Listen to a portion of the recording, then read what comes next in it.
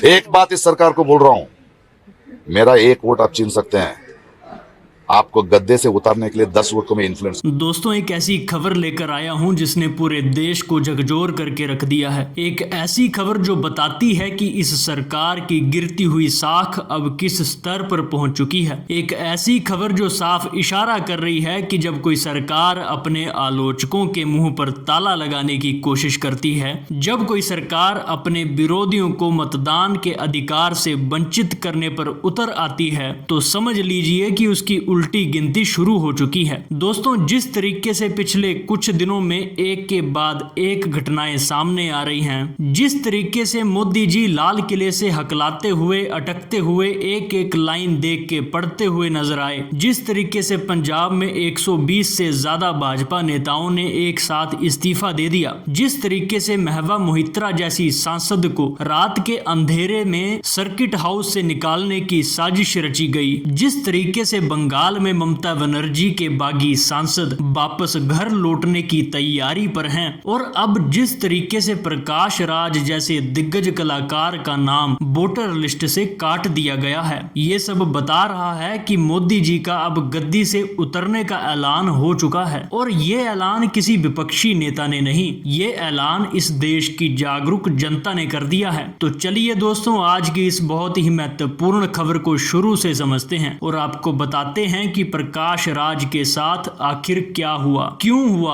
और इसका देश की राजनीति पर क्या असर पड़ने वाला है। सबसे पहले एक बुनियादी सवाल दोस्तों, क्या आपको मालूम है कि इस देश का असली नागरिक कौन होता है? इस देश का सच्चा नागरिक कौन कहलाता है? सरकार की तरफ से भले ही कोई आधिकारिक परिभाषा जारी ना की गई हो, लेकिन एक अघोषित नियम है कि इस देश का असली नागरिक वही माना जाता है जिसके पास वोट देने का अधिकार हो, यानी जिसका नाम वोटर लिस्ट में हो, जो किसी चुनाव में अपना मत डाल सकता हो, वही इस देश का सच्चा और असली नागरिक कहलाता है। और ये वोट देने का अधिकार हमें हमारा संविधान देता है। संविधान की सबसे बड़ी ताकत यही है दोस्तों कि वो साधारण से साधारण नागरिक को भी वोट देने का अधिकार देता है, और जिसके पास वोट देने का अधिकार है उसके पास एक लोकतंत्र की सबसे बड़ी शक्ति है, क्योंकि एक वोट से आप सरकार बना सकते हैं, एक वोट से आप सरकार गिरा भी सकते हैं, एक वोट से आप देश की दिशा बदल सकते हैं। लेकिन क्या हो अगर यही अधिकार आपसे छीन लिया जाए? क्या हो अगर सरकार तय करने लगे कि कौन वोट डाल सकता है और कौन नहीं? क्या हो अगर आपकी विचारधारा, आपकी सोच, आपके सवाल पूछने के अधिकार की वजह से आपको मतदान से वंचित कर दिया जाए? यही सवाल आज इस देश के सामने खड़ा है, और इसी सवाल के केंद्र में है प्रकाश राज। दोस्तों, प्रकाश राज को परिचय की जरूरत नहीं है, दक्षिण भारतीय सिनेमा के सबसे बड़े नामों में से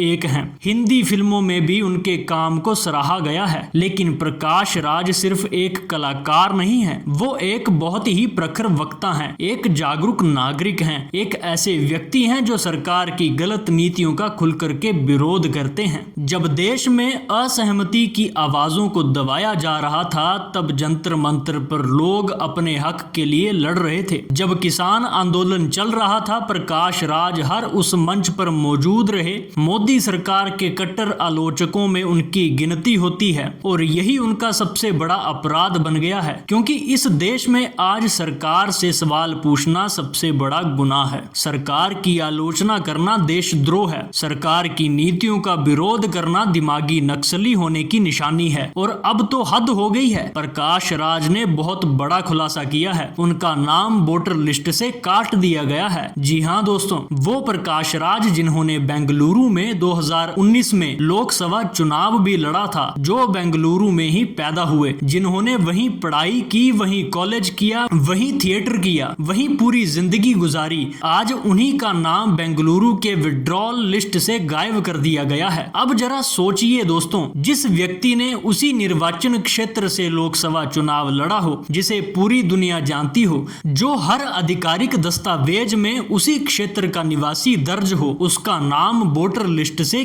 कैसे कट सकता है? ये कोई साधारण गलती नहीं हो सकती है, ये कोई तकनीकी चूक नहीं हो सकती है, ये कोई सोची समझी साजिश है। ये एक जानबूझकर उठाया गया कदम है और इस कदम के पीछे मंशा एकदम साफ है। जो सरकार से सवाल पूछेगा, जो सरकार की आलोचना करेगा, जो जन आंदोलन में शामिल होगा, उसे इस देश का नागरिक नहीं माना जाएगा, उसे वोट देने के अधिकार से वंचित कर दिया जाएगा। ये पूरा मामला कर्नाटक में हुए SIR यानी कि स्पेशल इंटेंसिव रिवीजन के दौरान सामने आया। SIR के दौरान बेंगलुरु के 65 लाख वोटरों के नाम वोटर लिस्ट से डिलीट हुए हैं। 65 लाख वोटर दोस्तों, ये कोई मामूली संख्या नहीं है, ये एक विशाल आंकड़ा है और इस आंकड़े का सबसे बड़ा और सबसे प्रमुख चेहरा है प्रकाश राज। प्रकाश राज ने अपने वीडियो में जो कहा है वो हर एक भारतीय के दिल पर सवाल खड़ा कर रहा है। डियर फ्रेंड्स, साथियों, I want to share a joke with you. I am one of the 65 lakh voters whose vote right has been deleted from Bangalore constituency after SIR. Nice joke, no? I was born in this constituency. I lived in this constituency. I had my schooling, college, theatre. And for your kind information, I was an MP candidate of this constituency too. Well, the joke is nice. Game on. Let me see what is the process I have to go through. क्या-क्या कागज दिखाना पड़ेगा to get back my voter ID. Well, game on. But one little word. My friend, you can use your powers to deny few of the citizens the right to vote who may not elect you. But can you stop us, my dear friend, from our power or bringing you down? Just asking. Bye. दोस्तों, जब ये पूरा मामला तूल पकड़ा, जब प्रकाश राज ने खुलेआम इसका वीडियो जारी किया, जब सोशल मीडिया पर एक तूफान खड़ा हो गया, तब चुनाव आयोग की तरफ से एक सफाई आती है। लेकिन ये सफाई भी इतनी गोलमाल थी, इतनी टालमटोल वाली थी, इतनी बहानेबाज से भरी हुई थी, जिसने चुनाव आयोग की विश्वसनीयता पर भी बड़े सवाल खड़े कर दिए हैं। बेंगलुरु सेंट्रल सिटी कॉरपोरेशन ने कहा कि प्रकाश राज का नाम वोटर लिस्ट से नहीं हटाया गया है, उनका रजिस्ट्रेशन अभी भी एक्टिव है। अधिकारियों ने यह भी बताया कि बूथ लेवल ऑफिसर की जांच में पता चला कि प्रकाश राज अपने रजिस्टर्ड पते से कहीं और शिफ्ट हो गए हैं। यानी एक तरफ प्रकाश राज कह रहे हैं कि उनका नाम वोटर लिस्ट से कट गया है, दूसरी तरफ चुनाव आयोग कह रहा है कि नहीं, उनका नाम नहीं कटा है, बस स्टेटस बदल दिया गया है। आप फॉर्म 6 भरिए और वापस अपना नाम जुड़वा लीजिए। ये जो पूरी की पूरी कहानी है, ये अपने आप में एक बहुत बड़ा धोखा है, क्योंकि अगर नाम नहीं काटा है तो फिर उन्हें फॉर्म 6 भरने के लिए क्यों कहा जा रहा है? फॉर्म 6 तो नए वोटरों के लिए होता है। असली सच ये है कि जो लोग जंतर मंतर पर सरकार के खिलाफ आवाज उठाते हैं, जो लोग किसान आंदोलन का समर्थन करते हैं, जो लोग मोदी सरकार की नीतियों की खुलेआम आलोचना करते हैं, उनके नाम धीरे धीरे वोटर लिस्ट से गायब कर दिए जाते हैं। ये एक बहुत ही खतरनाक ट्रेंड है, ये एक बहुत ही डरावनी प्रवृत्ति है, ये एक लोकतंत्र की जड़ों पर कुल्हाड़ी चलाने जैसा है। और प्रकाश राज ने इस पर जो चेतावनी दी है वो इस सरकार को कपा देने वाली है। मेरा वोट निकालने का हिम्मत है इस सरकार को? ट्राई करो, ट्राई करो, ट्राई करो। 2 साल है अभी वोट डालने के लिए, मुझे करो। एक बात इस सरकार को बोल रहा हूं, मेरा एक वोट आप छीन सकते हैं, आपको गद्दे से उतारने के लिए 10 वोट को मैं उन्होंने बहुत ही स्पष्ट शब्दों में कहा है कि मेरा 1 वोट आप छीन सकते हैं, लेकिन आपको गद्दी से उतारने के लिए मैं 10 वोट को इन्फ्लुएंस कर सकता हूं। ये चेतावनी नहीं है, ये एक ऐलान है। ये एक ऐसा ऐलान है जो इस सरकार की नींद उड़ा देने वाला है, क्योंकि प्रकाश राज कोई साधारण व्यक्ति नहीं है। वो लाखों करोड़ों लोगों के दिलों पर राज करते हैं। उनकी बात लाखों करोड़ों लोग सुनते हैं, उनकी बात का असर पड़ता है। जब वो कहेंगे कि इन तानाशाह सरकारों को मत सुनिए, तो लोग नहीं सुनेंगे। जब वो कहेंगे कि ये जनता की सरकार नहीं है, ये मशीन की सरकार है, तो लोग समझेंगे। जब वो कहेंगे कि ये सरकार बदलनी चाहिए, तो लोग एकजुट होंगे। और यही डर आज इस सरकार को सता रहा है। इसीलिए वो प्रकाश राज जैसे लोगों की आवाज दबाना चाहती है, उनके वोट देने का अधिकार छीनना चाहती है, उन्हें इस लोकतंत्र से बाहर करना चाहती है। लेकिन ये उनकी सबसे बड़ी भूल होगी, क्योंकि जितना ज्यादा आप किसी की आवाज दबाने की कोशिश करेंगे, उतनी ही तेजी से वो आवाज उठेगी,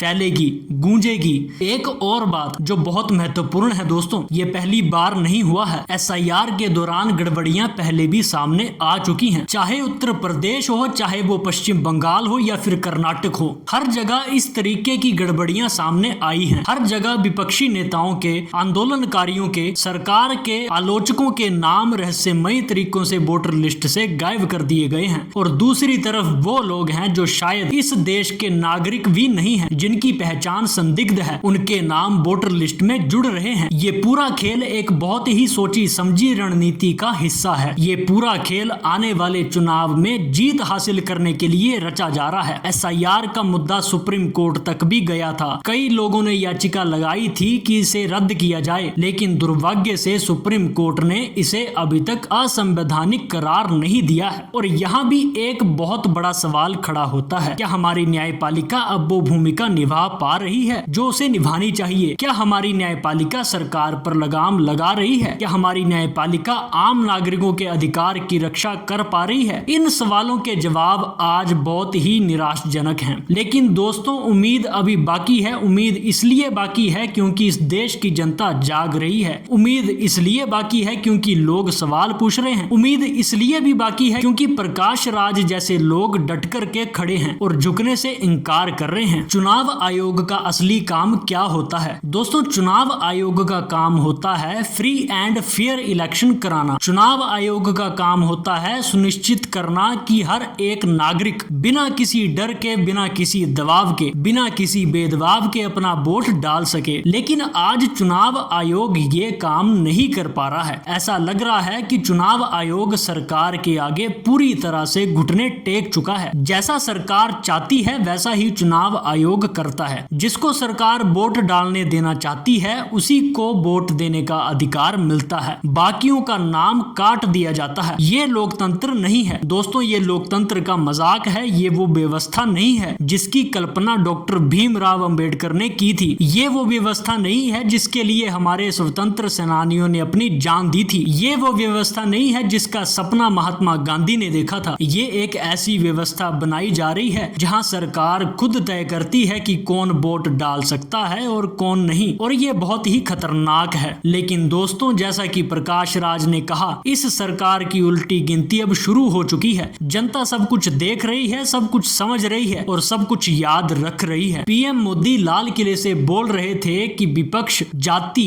क्षेत्र और भाषा के नाम पर बांट रहा है, तो वहीं दूसरी तरफ खुद उनके ही मुख्यमंत्री योगी आदित्यनाथ जी धर्म के नाम पर बांटने वाले बयान दे रहे थे। जब वो कह रहे थे कि दिमागी नक्सल देश को तोड़ रहा है, तो असल में वह उस हर व्यक्ति को धमकी दे रहे थे जो उनसे सवाल पूछता है। परसों जब वो कह रहे थे कि हमने भ्रष्टाचार खत्म कर दिया, तो पंजाब में उनकी ही पार्टी के 120 नेता एक साथ इस्तीफा दे रहे थे। हरियाणा में उनके ही सांसद राव राजेंद्र सिंह का माइक छीना जा रहा था। बंगाल में उनकी ही पार्टी में शामिल हुए बागी सांसद वापस लौटने की तैयारी में, महबूबा मोहत्रा जैसी सांसद को रात के अंधेरे में सर्किट हाउस से निकालने की साजिश रची जा रही थी। और अब कर्नाटक में प्रकाश राज जैसे कलाकार का नाम वोटर लिस्ट से काटा जा रहा है। ये सब एक ही तस्वीर के अलग अलग हिस्से हैं दोस्तों। ये तस्वीर अब बता रही है कि सरकार कभी अजय लगती थी,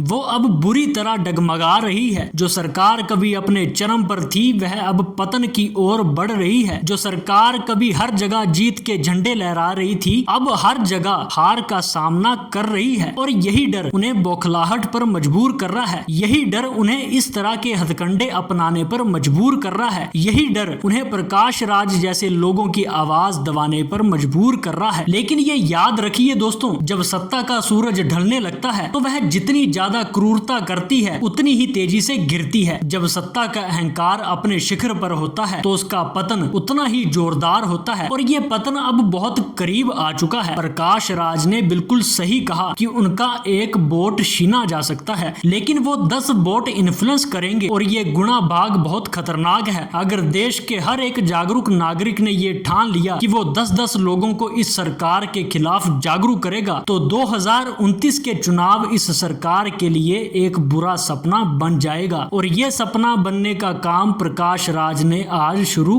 कर दिया है। तो दोस्तों, क्या आप चुनाव आयोग पर भरोसा करते हैं? क्या आपको लगता है कि प्रकाश राज के साथ जो हुआ वो सही है? क्या आप इस बात से सहमत हैं कि सरकार की उल्टी गिनती अब शुरू हो चुकी है? आपकी राय कमेंट सेक्शन में जरूर बताइए। अगर आपको ये विश्लेषण पसंद आया तो इस चैनल को सब्सक्राइब करना और वीडियो को लाइक शेयर करना बिल्कुल मत भूलिएगा। दोस्तों, अभी के लिए बस इतना ही। देखते रहिए स्पिरिचुअल बीइंग। जय हिंद, जय भारत, जय वंदे मातरम।